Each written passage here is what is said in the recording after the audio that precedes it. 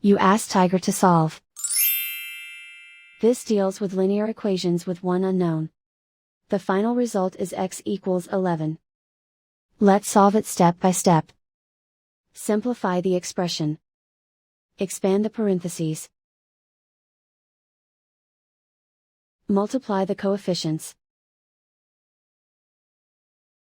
Simplify the arithmetic. Group like terms. Combine like terms. Group all constants on the right side of the equation. Add 3 to both sides.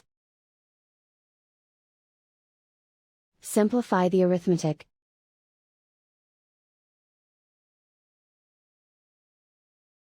And so the final result is x equals 11.